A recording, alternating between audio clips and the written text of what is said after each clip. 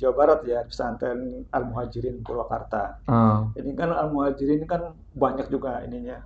Istilahnya kalau mereka nyebutnya kampus-kampus ya. Jadi ah.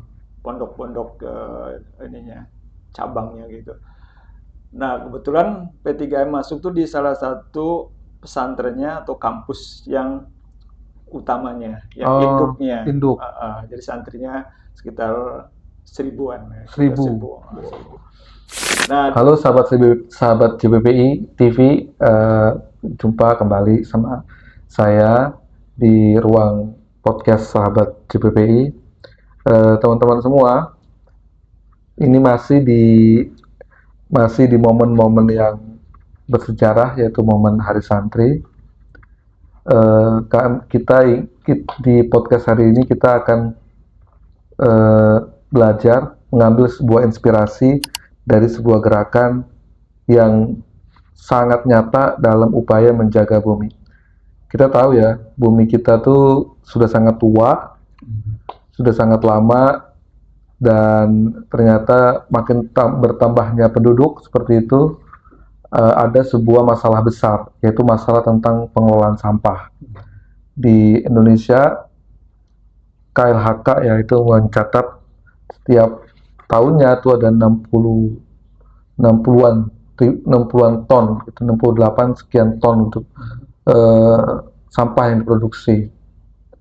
Maka hari ini banyak sekali gerakan-gerakan pelestarian, banyak sekali kegiatan-kegiatan yang berkaitan dengan menjaga bumi, dengan melakukan ada gerakan-gerakan menanam dan lain sebagainya. Nah, di tengah-tengah hiruk pikuk banyaknya gerakan-gerakan itu, ada satu gerakan yang sunyi tapi aksinya nyata, yaitu gerakan santri lestarikan bumi, gerakan santri lestarikan bumi atau gelar bumi, gerakan santri lestarikan bumi.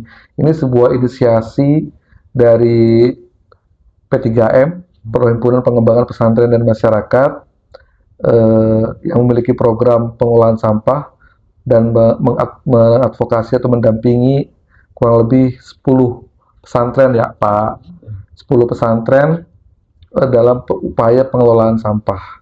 Nah, kita akan belajar atau mengambil inspirasi tentang gerakan-gerakan ini bersama sahabat JPPI, ini senior kita juga, senior JPPI gitu, senior gerakan feminisme gitu, Pak Maman Abdurrahman, selaku program officer ya di program P3M yang tentang pengelolaan sampah.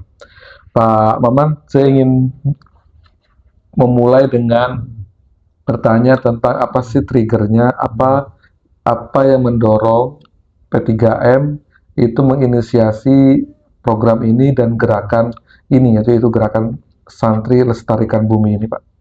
ya, terima kasih Pak Ari.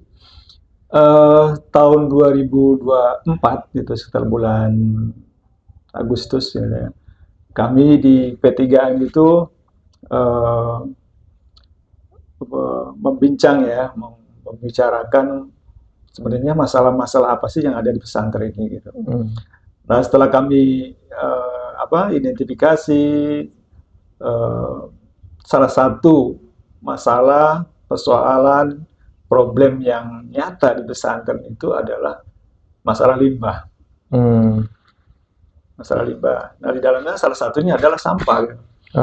Iya, di hampir di berbagai pesantren yang kami kunjungi gitu waktu survei itu, mereka mengalami problem atau masalah sampah ini. Sampah ini bagaimana nih? Mau dikemanakan gitu? Apalagi ada rencana, ada aturan yang nanti akan TPA itu akan ditutup. Jadi kalau ditutup nih sampah pesantren mau dikemanakan? Gitu? Banyak pasti kan, santri banyak, ustadz Iya. apa segala. Jadi kalau misalkan kita hitung-hitungan KLHK ya, Kementerian Lingkungan Hidup itu misalkan per orang itu minimal 0,7 ya, atau katakan 0,6 lah. Kalikan aja gitu. Dengan jumlah santri. Jumlah santri. 0,6 dikali 1000 santri. terus 300 apa 1000 ustadz, waduh banyak banget. Iya, itu akan sangat banyak dan akan sampah-sampah itu menjadi eh, masalah gitu, bagi baik masalah kesehatan, kemudian juga masalah sosial gitu.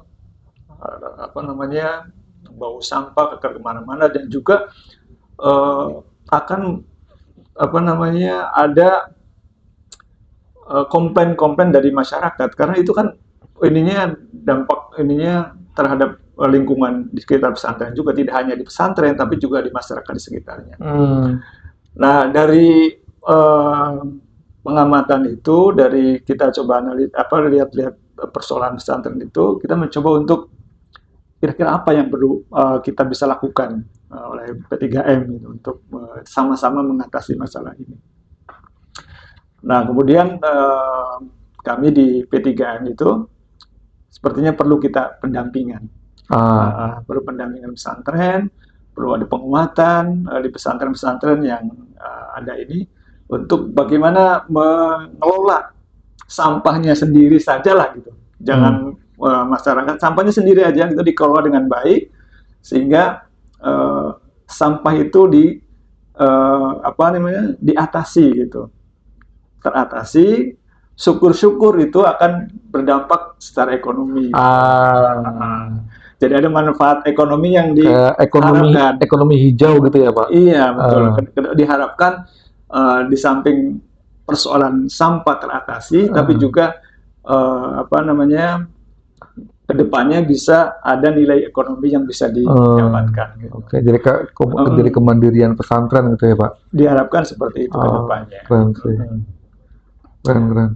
Nah, kemudian kami dari dasar itu kita mencoba untuk kerjasama dengan, untuk tahun 2024 itu ada 10 pesantren di Jawa. Jadi di Banten ada 1 pesantren Nur Al-Falah, kemudian juga di Jawa Barat ada 2, di Jogja, Jawa Tengah dan Jawa Timur. Termasuk pesantren besar di Lirboyo. Yang santrinya sampai 50-an ribu tuh. Itu kalau hitung-hitungan 0,6 tadi itu banyak juga tuh. Bertonton setiap harinya tuh. Tapi hanya baru di Pulau Jawa ya Pak? Iya, sebenarnya kita baru istilahnya kan memulai sebagai pilot project ya. Sebagai rintisan, jadi 10 pesantren itu kita ajak kerjasama dan alhamdulillah ketika kami sowan datang ke masing-masing pesantren disambut dengan baik dan sangat antusias itu. Karena apa? Memang karena mereka betul-betul sedang menghadapi masalah ini. Itu gitu. Masalah yang real yang sedang dihadapi ini. Mau gimana kan sampah ini? Itu yang kita coba untuk dampingi dan memberikan penguatan ke pesantren-pesantren itu. Ya. Oke Pak. Nah, dari 10 pesantren tuh Pak, yang tadi 10 pesantren dan pesantrennya besar-besar sepertinya ya, ada Lirboyo tadi gitu, Al-Falah ya di Jawa Barat ya. Jawa Barat. Nur Al-Falah di Serang, Banten. Banten. Al-Muhajirin. Al-Muhajirin ya, Jawa Barat, Purwakarta tuh besar juga itu kan? Besar. Nah itu bagaimana tuh Pak pertama awal P3M datang, terus kira-kira mungkin dari 10 itu mana yang bisa atau menurut Bapak inspiratif dan mungkin bisa dicontoh ke pesantren-pesantren lain gitu? Salah satunya misalkan di Jawa Barat ya, pesantren Al-Muhajirin Purwakarta. Ini kan Al-Muhajirin kan banyak juga ininya. Istilahnya kalau mereka nyebutnya kampus-kampus ya. Jadi pondok-pondok cabangnya gitu. Nah, kebetulan P3M masuk tuh di salah satu pesantrennya atau kampus yang utamanya, yang induknya. Jadi santrinya sekitar 1000-an. 1000. Nah, di pesantren induk ini itu lebih ke pesantren ya, ada asramanya gitu. Jadi ada tipe-tipe pesantren atau model-model pesantren yang ada di Al-Muhajirin. Termasuk ada yang boarding school gitu, ada yang memang pondok gitu ya, model pondok gitu. Nah, di sana ketika kami datang, alhamdulillah disambut sama pengurusnya, pengasuhnya gitu, sangat welcome. Dan kami di tahap awal itu kita melihat sebenarnya apa namanya, pengelolaan sampah di pesantren tersebut seperti apa gitu di Awalnya awalnya. asesmen dulu gitu ya. Sampah di pesantren Al Muhajirin itu misalkan seperti apa. Waktu kami datang itu masih belum ada pengelolaan sampah organiknya. Masih Jadi campur-campur jadi masih campur-campur. Memang ada sampah yang anorganiknya seperti plastik segala macam itu sudah dipilah oleh pengelolanya, tapi belum secara terorganisir gitu. Masih ada apa namanya dipilah dan dijual oleh yang ngurusin sampahnya gitu. Sementara sampah organiknya seperti bekas makanan, kemudian sayur-sayuran dan segala macam itu belum dikelola. Gitu. Jadi dikumpulkan, dibuang ke TPA atau TPA yang ada di Purwakarta. Nah, kemudian ketika kami masuk itu kami dampingi bagaimana cara mengolah sampah organiknya itu. Jadi sampah organik itu jadi nanti salah satu kegiatan yang kami lakukan di pesantren itu adalah pertama ada sosialisasi secara umum dulu kepada santri, pengurus dan ustadz-ustadz, guru-guru di sana tentang pengolahan sampah. Nah, kemudian setelah itu ada pelatihan khusus untuk si pengelola sampah sendiri. Jadi nanti dibentuk pengurus istilahnya bank sampah atau pengelola sampah di pesantren Al Muhajirin misalnya seperti itu. Nah, itu yang ada sekitar 60 orang atau 50 orang, 50 sampai 60 orang itu dilatih secara khusus bagaimana cara memilah sampahnya, kemudian bagaimana sampah yang sudah dipilah ini digunakan untuk apa, misalkan dibikin kompos, dibikin ekoenzim, dibikin apa namanya, buat pakan maggot gitu. Dan ada maggot juga. Maggot. Nah, setelah pelatihan itu, alhamdulillah tuh di pesantren Al Muhajirin Purwakarta itu mereka sudah apa namanya, sudah membuat apa namanya, tempat pemeliharaan maggot. Jadi ada istilahnya, kalau istilah teknisnya itu biopon. Jadi biopon itu tempat untuk maggot, tempat maggot yang sudah jadi maggot. Ada juga kandangnya, kandang apa lalatnya itu. Jadi kandang lalatnya mereka pesantren Al Muhajirin sudah bikin juga gitu. Jadi sampah-sampah yang organik dari bekas santri atau yang warga masyarakat pesantrennya itu nanti untuk salah satunya untuk pakan maggot. Itu budidaya ya. Iya, nah maggot yang sudah di Purwakarta itu maggot-maggot yang sudah besar, yang sudah siap panen, itu nanti kita juga latih bagaimana mereka memelihara lele. Jadi si maggot itu digunakan untuk pakan lele. Jadi kami hanya memberi waktu itu stimulus 1 kolam bulat yang dari terpal itu. Sekarang udah berapa? Udah punya 5, sekitar 5 yang lebih besar lagi. Jadi mereka terpacu juga untuk mengembangkan. Gitu. Terus mengembangkan, improve itu pengembangan. Iya. Jadi lelenya nanti untuk kemana? Nah, lelenya untuk bisa dijual. Bisa untuk makan sendiri. Untuk dijual juga maksudnya digunakan untuk pesantren itu sendiri untuk makan santri. Oh iya tuh. Muncullah kemandirian tuh ya Pak. Kemandirian, pengembangan ekonomi. Iya, menarik juga tuh. Jadi di pesantren Al Muhajirin itu sudah seperti itu. Jadi pola ininya, ekosistem pengolahan sampah itu sudah ada di situ gitu. Dari sampah sebelumnya belum ada pengolahan, kemudian sekarang sudah ada sampah itu dikumpulkan, sampah organik itu dikumpulkan untuk pakan maggot, kemudian juga maggotnya untuk lele. Jadi ekosistemnya itu. Dan sampah sampah bekas maggotnya kan si maggot itu bekasnya itu kan ada ya, setelah dipelihara itu udah besar, itu ada bekas maggotnya, itu buat tanaman, buat pupuk gitu di situ. Jadi ada ekosistem yang benar-benar Iya, iya. terbangun di Terbentuk situ, ya. terbentuk. Oh ya, benar-benar keren juga tuh. Muhajirin Purwakarta. Terus mungkin ada pondok lain, Pak? Pondok lain Nur Erfala ya, Serang ya, Banten. Kalau di Serang itu lebih kuat di ininya apa namanya, pengolahan sampah anorganiknya. Anorganiknya. Oh Jadi iya. plastik itu dikumpulkan dan mereka sudah punya alat ini apa namanya, pengering juga, oven Oh, itu plastik. beli sendiri atau ada intervensi dari?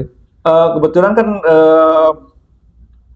kami dari P3M itu kan tidak, selain apa namanya memberikan pelatihan, Edukasi pendidikan, edukasi, juga mensupport untuk pengadaan sarana dan prasarananya. Seperti misalkan bak sampah, termasuk juga sebenarnya rumah bank sampahnya itu, atau rumah magotnya, atau rumah pengolahan sampahnya. Oh, sampai situ. Oke, itu gimana tuh Pak? Serang tuh Pak. Anorganik lebih kuat, lalu? Iya. Dari anorganik itu kan plastik-plastik gitu ya. Beda dengan yang di Al-Muhajirin, misalkan yang organiknya, yang di Serang itu lebih kuat di anorganiknya, misalkan seperti itu. Jadi plastik-plastik yang dikumpulkan dari santri dan juga dari masyarakat itu di apa namanya, dibersihkan, kemudian juga ada alat pencacahnya juga, kemudian dijual ke pengepul. Bahkan untuk kasus Nur Erfala Serang Banten ini bisa menjual ke pabrik kan, disertai jaringannya. Oh, itu dibentuk juga sama ekosistem pembinaan dari P3M? Salah satunya P3M, iya. Jadi P3M karena di P3M kan tadi tidak hanya apa namanya, organik yang dikelola, tapi juga anorganiknya, sampah-sampah plastik itu menarik juga tuh Pak. Itu baru 2 nih teman-teman nih. Baru 2, apa lagi? Ada 8 lagi.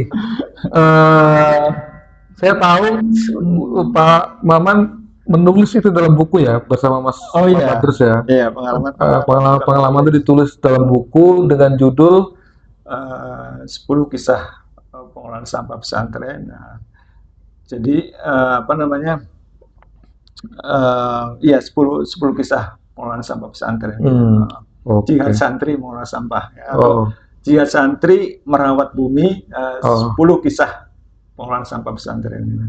Jihad santri mengelola bumi, 10 kisah pengelolaan 10 kisah inspiratif pengelolaan sampah pesantren. Itu menarik, itu bisa dibaca nanti sama teman-teman. Itu diperluas dengan dijual belikan atau belum tahu ya. Baru di launching ya. Tahun 8. Nah, spill tanggal nih, ini kita masih di tanggal 24 Pak. Tanggal 28 tuh launching. Nah, itu bukunya dari Jihad Santri Lestarikan Bumi itu, gerakan 10 pesantren. Pak, baik, mungkin untuk mengakhiri gini, apa yang kemudian mungkin bisa disampaikan nih ke teman-teman yang mungkin mengelola pesantren, atau juga mungkin sekolah, madrasah yang biasa sekolah gitu, atau perguruan tinggi, apa sih pesannya gitu, dan harapan dari gerakan yang berapa tahun Pak? Berarti setahun ya? Iya, setahun. Sekarang jalan 2 tahun. Pilotnya 10 pesantren dan sudah banyak ekosistem yang dibuat di 10 pesantren itu. Apa Pak kemudian jadi harapan dan mungkin cita-citanya? Iya, kami sih berharap bahwa apa namanya, pengolahan sampah ini kan menjadi kebutuhan sendiri ya. Jadi bukan kebutuhan dari orang luar, tapi kebutuhan pesantren sendiri, misalkan begitu. Karena ke depan itu kan memang misalkan TPA ditutup dan segala macam, mau kemana kan gitu, Iya, sampah gitu. bener. Karena itu memang mulai dari sekarang, saat ini juga itu dikelola dengan baik gitu. Dikelola dengan baik, karena apa namanya, kalau kita sudah mengelola gitu dengan baik, eh, tidak hanya sampah yang apa namanya teratasi, tapi juga lingkungan akan lebih baik, kemudian juga tentu akan berdampak juga ke depannya, bisa ekonomi bisa meningkat gitu. Ya, dengan Ada dampak ekonominya. Ya, ada dampak sosial, ada dampak apa namanya lingkungan jadi lebih baik, dan juga dampak ekonomi ya Pak. Itu menarik banget. Tapi Bapak yakin nggak kalau tidak hanya 10 pesantren itu, tapi semua pesantren itu bisa melakukan? Insya Allah bisa. Insya Allah ya. Karena kalau misalkan ada keinginan yang kuat gitu, pasti ada jalannya. Oke, dan semoga juga gitu. Programnya P3M masih lanjut dari 10 di Tanah Amin. Jawa, bisa di Sumatera, Kalimantan, gitu-gitu ya. Iya. Ke depan ada 5 lagi sebenarnya. Tahun ini ada 5. Tahun ini 5 lagi. Tapi untuk tahun 2026 mungkin ya. 2025 itu 5 dampingan pesantren. Baik, sahabat-sahabat semua, sahabat-sahabat JPPI, sekali lagi terima kasih Pak Maman. Sama-sama. Sangat inspirasi, bukunya jangan sampai ketinggalan, semoga bisa dijual biar teman-teman pada baca, untuk sahabat-sahabat ini pada baca kisah-kisah inspiratif 10 pesantren itu, dan menjadi inspirasi untuk kita mulai dari diri sendiri, mulai dari sekarang mengelola sampah kita. Baik, kita akhiri podcast kita, dan sampai jumpa di pertemuan berikutnya atau podcast berikutnya dengan video-video yang lain gitu. Jangan lupa seperti biasa kan kalau di YouTube gitu ya, like, comment, dan subscribe gitu ya Pak. Nah, terima kasih banyak. Sampai